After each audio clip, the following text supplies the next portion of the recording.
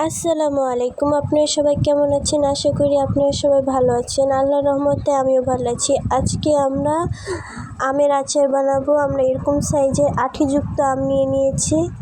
এরপর আমরা ভালো করে ছিলিয়ে নিব।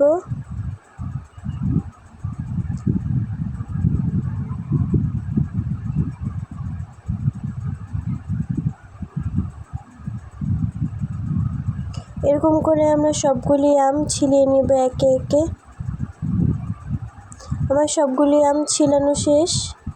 এরপর আমি আমগুলো কেটে নিব। আঠি বের করে আমি এভাবে কেটে নিয়েছি। দেখতে পাচ্ছেন কতটা মোটা এবং কতটা পাতলা করে আমি কেটে নিয়েছি। এরপর আমরা ঘরোয়াভাবে মশলা বানাবো, এই জন্য আমরা এখানে ধনিয়া এবং কালি জিরা নিয়ে নিচ্ছি এবং ময়ূরী এবং জিরা আর এরপর কয়েকটা শুকনো মরিচ নিয়ে নিয়েছি। এভাবে আমরা আমগুলি ধুয়ে পানিটা ঝরিয়ে নিয়েছি।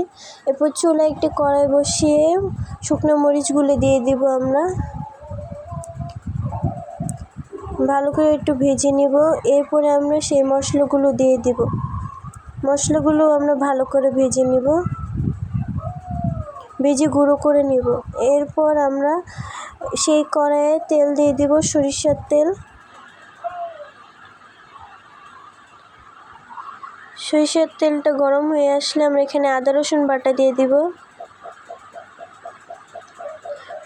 ভালো করে নেড়ে চেড়ে নিব আদা রসুন বাটাটা।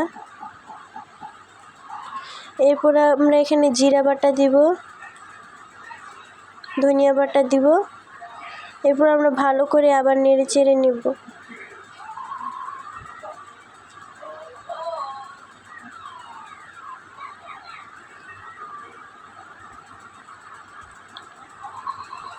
এরপর এখানে আমরা আমগুলো দিয়ে দিব।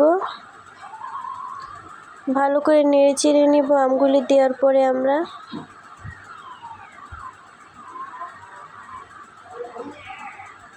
এরপর এখানে আমরা মরিচের গুঁড়ো দিয়ে দিব।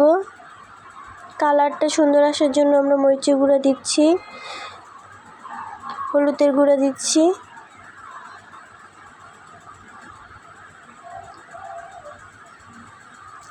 এবং স্বাদ মতন লবণ দিয়ে দিব। এরপর ভালো করে আমরা নেড়ে চেড়ে নিব। এরপর যে আমরা এখানে চিনি দিয়ে দিব পরিমাণ মতন। আপনারা বেশি মিষ্টি খেতে চাইলে আপনারা বেশি করে চিনি দিতে পারেন, কম খেতে চাইলে কম দিতে পারেন। এরপর আমরা ভালো করে মিক্স করে নেব। তো দেখতে পাচ্ছেন আমাদের চিনিটা গলে গেছে। এরপর আমরা এখানে সাদা সিরকা দিয়ে দিব। ভালো করে নেড়ে নিব আমরা।